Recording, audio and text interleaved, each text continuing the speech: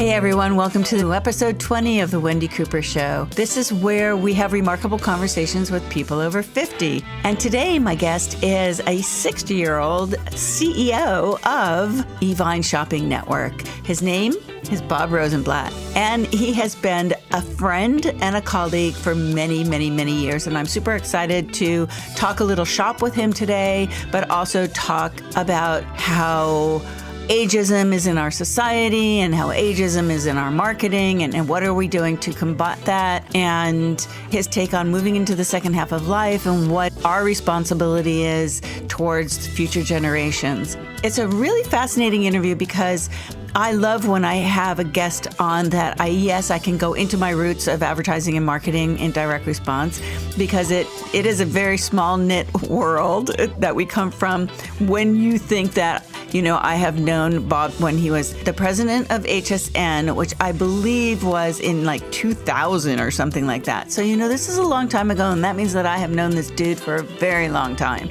So without further ado, I would love to welcome Bob Rosenblatt to the show. So Bob, welcome to the show, and thank you so much for taking the time. Thank you, Wendi. Thanks for inviting me. It's really great. I love live shopping.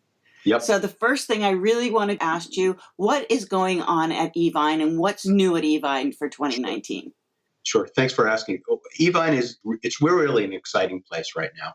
This year, we've finally been able to build out some studios in LA, which has always been part of the dream that we wanted to do, because live shopping is great and interactivity is great, but being able to be where the people are that are making the news, or where the people are that are selling the merchandise, and where the creativity is so much more fun. So for us to actually be able to build the studios out there and to be in LA, and we also have offices in New York, for Evine to be able to be out more, and therefore instead of just being in a studio where necessarily you have two talking heads, we want to be experiential. And we think the opportunity to be able to be experiential is so much better now because technology has gotten so much less expensive that right now, as a matter of fact, we happen to be out in the middle of the ocean on a cruise ship with Evine customers. So we feel that if we could be able to be the best storytellers and be the best people to bring to life boutique stories and the reasoning for people to do stuff, we think we're going to be in a great place going forward. We think it's really the future of what needs to take place. So it's more or less like you're really implementing experiential marketing then. Absolutely. For the brand. Yes. It's for us, we are both marketers and merchandisers. And by taking the art and the science of what we know over all these years, Evine's been around for 28 years, that we understand, we believe that we understand how to be able to market merchandise or services in a way that is not going to be just based on the pricing of the unit. So it's not a consumable thing. It has to do with the feelings and the storytelling that has to do with it. Oh, well, you're wrapping it all together, which is really wonderful. Because I think always direct-to-consumer shopping, whenever someone is pitching a product and somebody has the ability to immediately purchase that, right? But they're engaged with, they love the host, from live shopping. Everybody kind of like, oh, I love this host. I like to watch her. I'm going to buy anything from her kind of thing. It fascinates me how the hosts have these incredible followings that do buy anything that they love. Yeah, and what's interesting to me is that the credibility grows over time, as opposed to maybe some other ways of shopping. What you need with the host, it's kind of similar to people that run talk shows in the sense that as the years go on, the hosts end up having much more credibility. And you could actually see, because one of the things we measure of all the metrics that we measure is we measure how the show hosts do by weighted dollar per minute to figure it out. And you can see that those that have been doing it for a longer period of time and are able to build their own audience are able to do that much better. Yeah, I would think so. I mean, been there. Yeah. Been there.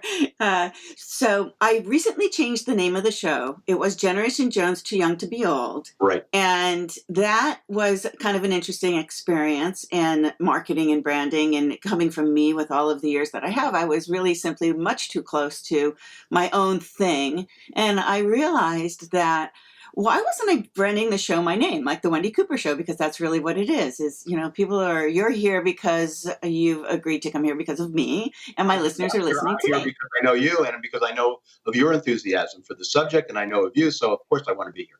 Right. I want to get it out of the way. I want to ask you how you feel personally and how you feel as a professional. But how do you feel personally? I mean, ageism is a real big thing in society today. Yeah. And it's like it's new to me, right? It's very new to me because I don't think it's ever existed before. I started to tell you off air about a friend of mine I was talking to who is a millennial, and he calls himself the Confederate Millennial, because he truly believes that ageism has been created because of the millennials, because they really believe, Bob, and I have a millennial that has a girlfriend that's a recruiter. She's 24 Okay. and she's a recruiter for Apple. Mm-hmm. And she will tell you the speak or the language that they use to avoid anyone with any intelligence whatsoever that is over 50. I mean, we had a conversation last night. It's incredible. Yeah, I have two kids. I have an 18-year-old and a son, and I have a 23-year-old daughter. And it really is interesting to see how to be able to have conversations with them and how the language has changed, and kind of how do you have to build your own credibility with them, because it's not as though they're coming in there and they're saying, okay, well, we believe you for who you are or what you've done. They could care less. Well, my friend said, he made a good point, and I told this to my son who is 28, Chance, who's the artist, right? Yeah. I said, and he always kind of gives me a hard time, and he's actually, right now, he's ending up in the same industry that I have been in, branding and marketing, and be as a copywriter, right? Yeah. And it's like, well, this is what your mother has done for 25 years, and yet I can't explain what a copyright is to him without him looking at me like, thinking I'm crazy, right? So he said, my friend said, the millennial said, next time you talk to a millennial, ask a millennial, 10 years ago, were you as smart as you are today? Mm-hmm. And how smart do you think you're going to be in 10 years? So why would you look at somebody who is 45, 50, 55, 60 as not having any wisdom or anything to teach you? Sure. Or for you to gain anything from? He says this is where the ageism comes in. The millennials just look at people who are over a certain age and think we lost everything we ever learned in our lives. Just poof, went away one day, and we woke up like idiots. Right. No, I think the proving of credibility, especially in this day and age, is much more challenging. Right. I think the millennials have all grown up. They had to grow up through this crisis when it came to the economy, that they ended up being more challenged. And I think that in some ways, we ended up getting what we deserved, in the sense that we gave the millennials a challenging environment where they ended up seeing us, and our generations did better than the generations before us. But for the millennials, for the first time, they came in and were told, no, we can't do this. You don't have as much money. How are you going to figure this out? And I think that is where they hit this rebellious streak where they're like, why should we trust what you've done? You messed up this particular situation, and we're the ones that ended up, they kind of become a little bit of a victim in terms of saying, now what are we going to do to be able to get out of this? Yeah, it's interesting because if you go on YouTube and you start to listen to a lot of stuff, and that's where Generation Jones came from. I was on YouTube and I saw this thing about Jonathan Pontel, and he says that Generation Jones is basically, the generation of 1954 to 1964, which I fall into, and I think you fall into. Yep. And how we culturally are not boomers. We didn't really, there's certain things that affected the boomer generation didn't really affect us so much. And we went into the job market when it was early 1970s, and there was no gas. Remember, you used to have to sit in gas lines, and remember that. There were so many different things. We didn't have the technology, we didn't have the connection, we didn't have any of that. But I would argue that we have lived through that connection. I mean, look at if we were to talk about direct response and we were going to talk about call center stuff. Sure. It's like we used to call it a cost per call, CPC. Now we call it a cost per click. Yeah. Well, that was easy. We wouldn't want to change the letters because it would be too expensive. Exactly. And the world of acronyms totally expanded, So, but ageism is a real thing.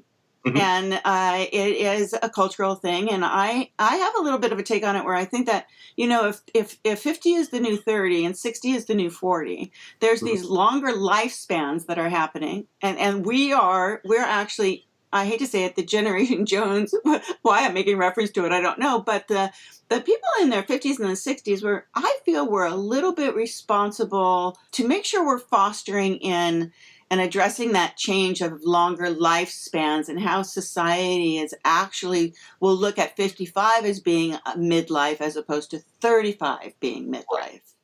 Well, by default, we kind of have to look at it, right? Because we have the responsibility to try to figure out how to be able to manage this thing that nobody's ever gone through before. It's almost became an obligation almost by default.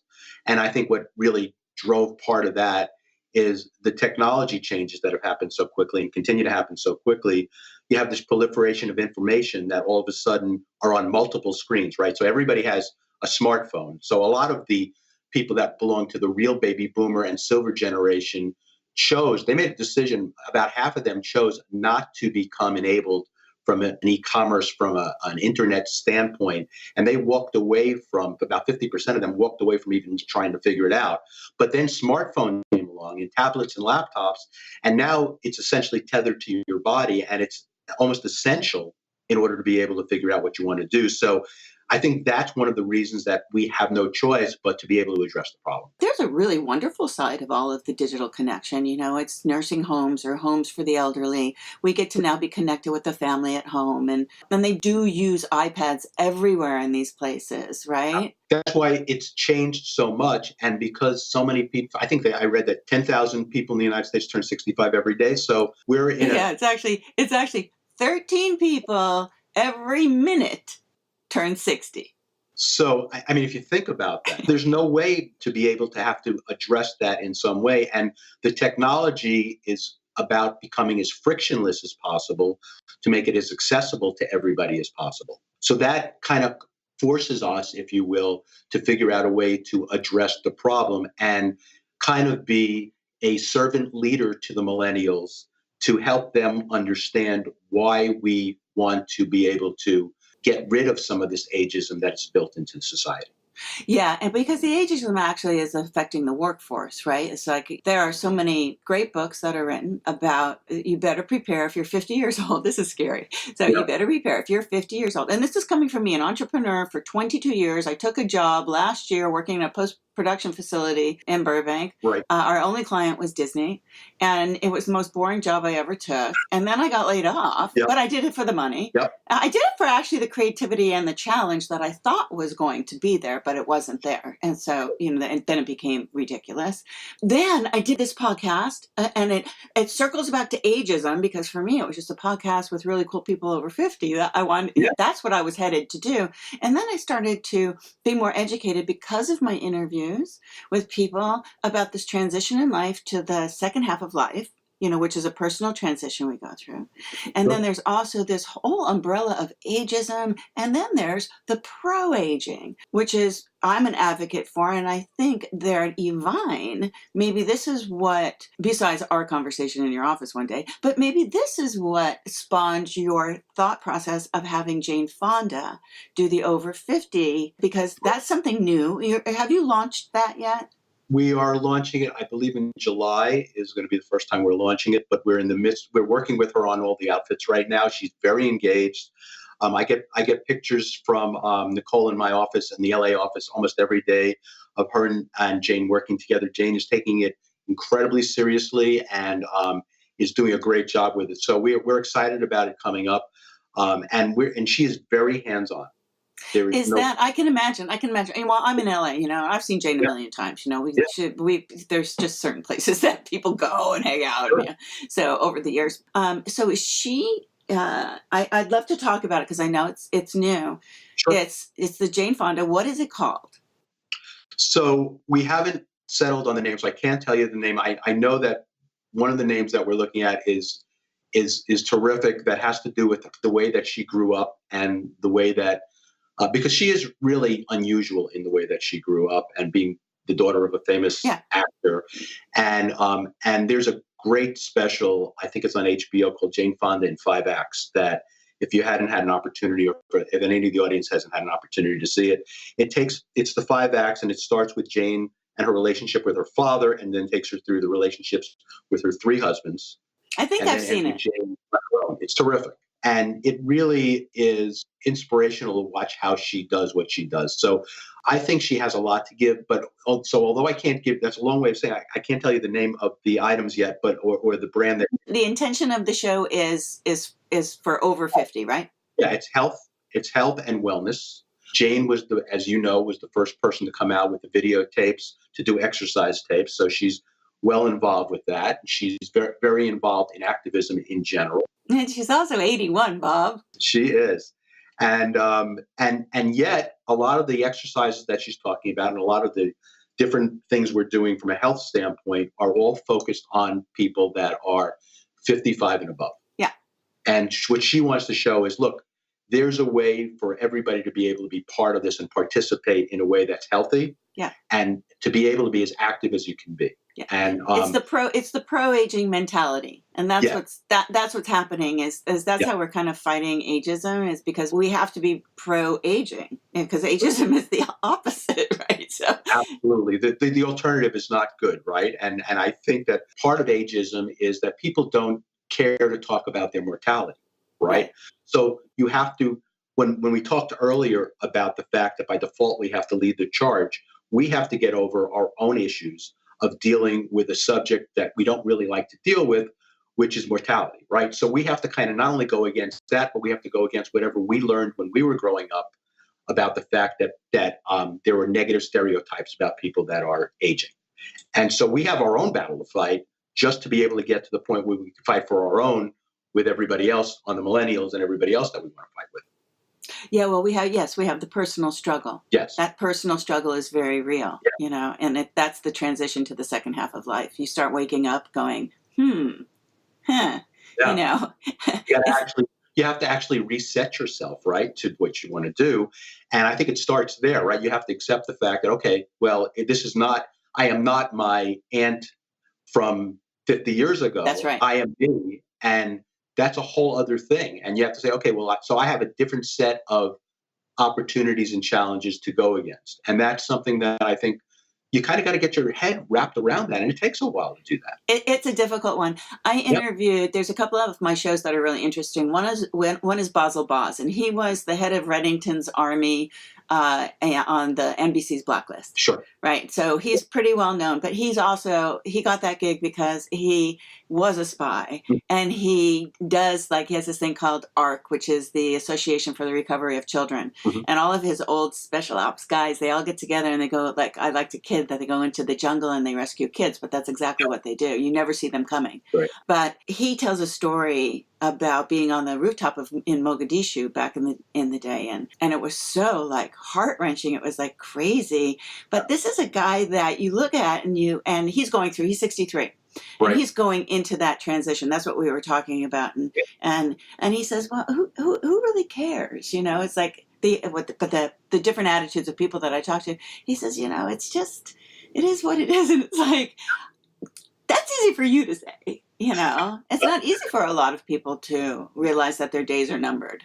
I think it's a challenge. But at the end of the day, I think that we're all driven by purpose, right? And we have to find what our purpose is going to be. And again, that, to your point, that changes. You have a second half, you have a second act where you have to change in terms of what your purpose is. And everybody has a different definition of what purpose is. And for me, it's so much fun to figure out what my purpose is, and what I thought it was, to your point earlier, what I thought it was 10 or 20 years ago. And now it's a totally different purpose. That's right. Right? Now it's how do you be this servant leader to be able to pass on some of the knowledge so that things could be better going forward, right? That's a whole other thing than I want to be, I want to be in charge of everything and I want to, rule the world. Now it's a matter of how do I do things better for everybody, and how do I establish a better place than I left it? Yeah, And that's a different that's thing. exactly what Boz says. How do we leave this world a better place? That's all we should worry about. Yeah, Is how do we leave the world a better place? yeah. And you're just saying exactly the same thing, which is beautiful, And I right? haven't been to Mogadishu, and I haven't been rescuing any kids lately. I've been selling, tops and jewelry, but it's almost the same thing. It's almost the same thing. So, Bob, let's see. What really excites you?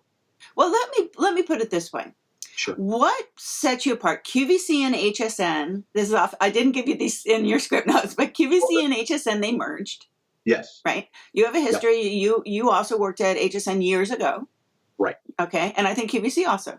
No, No, it's just just HSN. HSN. About Uh, 50. let me back up a little bit. Evine is located in Eden Prairie, Minnesota.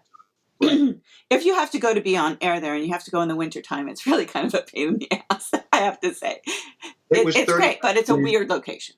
It was 31 degrees minus 0 2 weeks ago without the wind chill factor. And Yeah, it was there you minus go. 52 with the wind chill factor. So it was tough to get to the office that day. At least now there's more restaurants than there used to be when you guys were Shop NBC, and I used to go there years ago. Is like there was no place to even eat.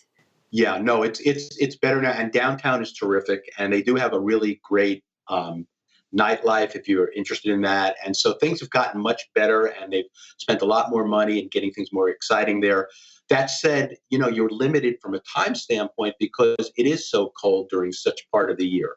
So during the months that it's not so bad, we find ourselves being outside much more than people that are actually like in LA, where people used to being outside all the time. So they're and a lot of the people here come from the Nordic nations, and so they're very into being outside and taking advantage. So they're very athletic, but it's a shorter period of time. Yes, I've shot a lot of shows actually in Minnesota, out in Lake something, but quite a few actually in Minnesota. Oddly enough, yeah. Yeah, And one, it was freezing cold, and we had to do this like it was crazy cold, and we were in an abandoned house, and it was yeah. raining, and oh my god, it was a horrible situation. But anyway, my question was relating around to this. Besides, you're creating this experiential marketing and engagement, and you're bringing. I wanted to ask you, you're bringing the life of Evine into Los Angeles, which, by the way, totally makes sense for many reasons because there's so much happening here all of the time. And for you to be in Eden Prairie, Minnesota, and for HSN and QVC is outside of Philadelphia, HSN Right. is down in St. Pete. There is nothing here on the West Coast. I find that so weird. It's great that we're able to be in LA and that people are interested in the fact that LA is so much fun and that Hollywood is there. But the real reason that we came out to LA and that we're doing shows also in New York is because that's where the talent is. And what we found that a lot of the talent to have to go to Westchester, Pennsylvania, or have to go to St. Petersburg, Florida, end up spending 3 days, of which 2 end up being relatively non-productive of actually getting to the places they need to go. Hallelujah. Right? So what we were able to find is that we're able to get people we have the Dubrows on from Botched and from the Real Housewives of Orange County, and Terry Dubrow, who's on Botched, for him to give up 2 days of traveling instead of being able to be in his office doing operations is not. It doesn't make sense. No. So for him, now that he was in the studio a couple of weeks ago, to have him able to go from doing an operation in LA to switching out of his garb and then going on air for 2 or 3 hours and then being able to go home. He's like, my God, what a great thing this is. So it was not as focused on wanting to be live in LA as much as that's where the talent is. And if we could become the network that helps to make their lives better and to be partners with them in that way, we think that could be a differentiator with us compared to HSN/QVC, which, as you said, are now combined, and they're an $8 billion company. Exactly. It's like, how do you compete with that? But at the end of the day, it's, a celebrity is only going to do so much. Right. They're only going to do so much, and anybody that's done the gruel will tell you, especially if you go all the way to St. Pete, let's say, and let's say you have a Today's Special, which airs continuously for 24 hours, you're dead by the end of that. Or if you go to Eden Prairie and you have 3 air times, but yet 2 are on one day and 1 is on the next day, you're pretty much sitting around a lot. there is a lot of sitting around and not as much being efficient. And, we had Jennifer Stallone, who was recently on HSN, and she came on and she's been on a couple of times Yes, now. congratulations on that, by the way. Thank you. Thank you. No, it's really fun. And I think one of the reasons that she wanted to come over is because we are close to her house. So when we did the show a couple of weeks ago, Sly came on and helped her sell, which again, frankly, it's unlikely that's going to happen at HSN or QVC. And we like that idea of being spontaneous and surprised. And so you have to be able to be accessible to that. And so, look, I don't have, as you said, I ran HSN. What I want to do is I want to be able to build a platform that's fun and educational and provides entertainment as well as great values and have great merchandise and be able to discover great vendors out there and discover great products. And we felt that the best way to do that was to be the way that we're doing it, not the way it was done before, which is really, I kind of look at it, and there's nothing wrong with this, by the way, because they've done very well for themselves. But the way that I see it is, it's kind of like everybody that ever was on Shark Tank are lined up outside the door. They get 5 minutes to come on. Either they make the numbers or they don't make the numbers. If they make the numbers, they get to come on again. If not, then they get sent back. And that's a great model for the model that works. But what we really want to do is we want to be the boutique store. We want to help build brands. You want people watching because you want them to buy, number one. I get that. But you also want them to watch because you want them to feel as though they're part of a community. You're trying, they belong somewhere. Right. And they like to watch because maybe Susie Q is selling a pillow, right? And it's the way she sells it that is just so much fun, and you just love to watch it. And then eventually, you end up buying the pillow, but sometimes maybe you're just watching because you enjoy the entertainment of who's on air. I think you see what's happening and you get caught up in the story and you want to be part of that process. To your point, you want to be part of that community. I think that for us, because we are smaller, we have the opportunity and the bandwidth to be able to build that community. And it's more of a curated type of thing than it is of what was done before. So that in that way, it is different, and we could be a little bit more particular and make sure that we have perhaps less people involved in the entire thing, but at the same time, we're able to be better curators of what happens. So are you going to be changing the name to Evine Entertainment Shopping? Well, we go back and forth about that. This company, God bless this company, we've changed the name now 4 or 5 times. I know. We are looking at trying to figure out for sure how to get the word shop into there, because I think the last change took place, I guess before I got here, but maybe 5 years ago. The Evine was something that, along with the fact that it used to be Shop NBC and Shop HQ, I think some people, we got lost a little bit in translation. And so our big opportunity is to be able to grow more of a base from people who know that we're out there. And we're going to be spending much more time on the marketing component to try to figure that out. Super. I have a question. I know we're running out of time. One last question. It has to do with Instagram and social media, of course. We have to address that. Yeah. You know that they're blowing it up out there. Yeah, I hope you have somebody really following the hashtags of gray hair, silver disobedience, pro-age, all of the stuff that's happening on Instagram with women over 50, 55, 60, 70, and mostly 50 and 60s. Mm-hmm. They are freaking everywhere. And they are actually, these women, which I've interviewed a few of them. I'm interviewing Barbara Warren from Perennial Project. It's all this pro-age community of women. So how is... And they have a lot of followers and they're influencers and they're becoming like models, like in the magazines and everywhere. So how is Evine using Instagram and social media to reach their target market? And is that what you're doing? Because I know that market is out there on Instagram. Social is for sure the best way to be able to have a direct connection with your customers. We started by doing YouTube and Facebook. Last year. It's so funny. We just had our budget review for this next year. And our off-air team, our team that's looking at this, actually, and I approved it and we're going forward with it, is to really drive on Instagram, especially now that we can do shopping on Instagram. So we think that as Facebook becomes kind of less a part of that and as more people come into the Instagram society, maybe it's the Generation Jones people that are coming more into the... More of them are. Yes, absolutely. So we're blessed in the sense that we don't have to be the first to market, and therefore we get to watch that as people come to Instagram, we're now going to be able to enter the Instagram platform in the same way. So we did great. I think we doubled or quadrupled our number last year on social media in terms of what we're doing. And Instagram, and to a little lesser extent at this point, but Instagram is certainly going to be the number one thing that we're going to drive this year. And then to some degree, Pinterest, although I'm not sure yet if I'm that's not right. even, I have no idea how to use Pinterest. I Yeah. really don't. So I can't say, but I do a lot of, like because of my podcast and because it's just it's what I do. I do know a lot about social media, and it's really surprised me. It surprised me the engagement. So Instagram is used in a very special, you have to understand how to use it. You have to be really engaged. You have to be commenting. You have to go in and follow locations or follow hashtags, and you have to get into the conversation. Seriously, get into the conversation.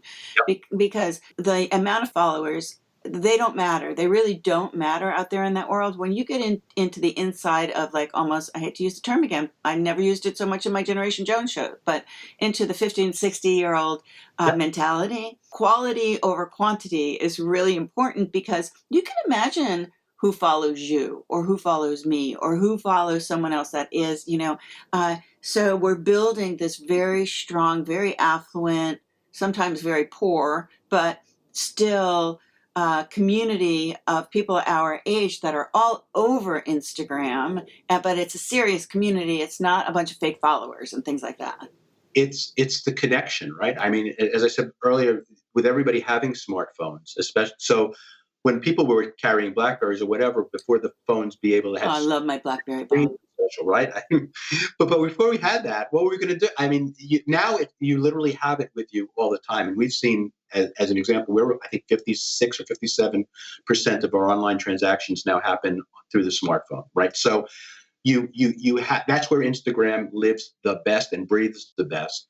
If a brand can find a way to weave themselves as a relevant part of this community, whether it's through your Jane Fonda or any of that, but for me, that's what I would think, knowing what I know about this community on Instagram, that if you can try to avoid being a paid ad as opposed to a part of the community, and then they will come in and yeah, and some people don't have the patience necessarily to do that, but I think quality and a real community and legitimacy makes all the difference in the world. And I think you have to take the time to let it grow. And I think one of the things that our generation understands, frankly, is that you need to be able to get the flowers going, and you need to water them, and you need to deal with them, and you'll get the return on investment. I hate to use that. I know I'm a finance guy, but you get the return on investment.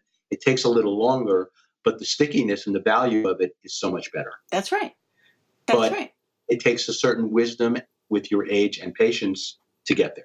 And I also think that it takes a certain knowledge of the fundamentals of what it is that, like, we do, right? If what's missing from social media and marketing on social media today is that digital natives are doing it because they know how to push the buttons. But I think people like you and I, we understand why you push those buttons. It's like we understand the tweak and test and the fundamentals of what we're looking for, why we're testing, why we're doing what we're doing. But a lot of that's not what's happening out there in the social media marketing space. Ultimately, like any business, you have to end up being able to sustain yourself without understanding and making, God knows how many mistakes I've made, but after making the mistakes and understanding the chassis that makes sure that merchandise that you're talking about on digitally native items sell, you still have to have a business plan that actually works. And there was a company that announced today their earnings. They had a 40% increase in their sales versus a year ago. Big e-commerce company. They dropped their profit by about half. Therefore, their sustainability in terms of being able to end up at some point of a path to profitability is going to be a while. People don't know exactly what to do with that information, but ultimately you need to have a path, a business plan that's going to work from a profitability. And that starts with being able to serve your customer as best you can. And that takes patience and time. And that's the part that we could be helpful teaching the next group, if you will, the digitally native people on, well, wait a minute, that's great, but how do you know how to pick, pack, and ship? And how do you know what things on the chassis that you have to do, right? I mean, they don't know. So it's great to be able to have followers, to your point, but at the end of the day, you have to have real fans and people that understand that you want to be able to have new product and new lines and new ways of being able to service them that are relevant to them every day. Yes. That's hard. That's not easy. It's hard. It's an innately and it's a natural thing for us, right? Yep. But can you imagine having to learn all of that stuff? Like somebody that's doing somebody's Instagram marketing, they don't care what kind of box you put it in.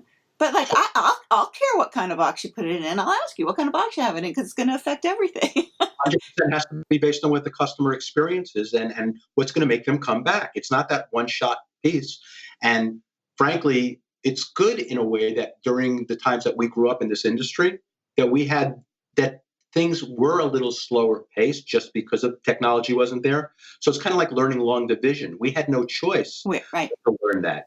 I think to some degree, this generation that's now the millennial generation is not afforded the opportunity to make those mistakes because things change so quickly. And I think that ends up biting you at the end of the day. Yeah, things are so much easier. I remember when we just had to get a shopping cart for a website was like very expensive and it was really difficult to implement and blah, blah, blah, blah. Oh my God. I mean, I remember way before that, but I'm not going to mention anything. Then I'm really going to sound old. Well, anyway, Bob, I'm going to wrap it up because I know you have to go and I so appreciate you taking the time. It's always great to talk to you. It's always fun. My pleasure. Thanks so much for having me, Wendi. I really appreciate it. Thanks for joining me today for another great episode of The Wendi Cooper Show. You have to admit that was great stuff, right? You just have to admit that was great stuff. I love when I'm able to give my listeners some value, and now you know that you have got to shop on Evine Television Network. Anyway, it's super awesome. It's another great conversation with another remarkable person over 50. So make sure to leave us a review wherever you downloaded this episode, and please share on social media. If you'd like to know more about me or would like to support the show, just visit wendycooper.com or contact me at, wait for it, Wendi, that's Wendi with an I, at Wendi Cooper, that's Wendi Cooper, and wendywithan.com. And I really want to thank you for listening. So until next time, take care and be kind. The Wendi Cooper Show is produced every week by C-Spot Run Productions, sound, music, and editing by Orsi Digital Media.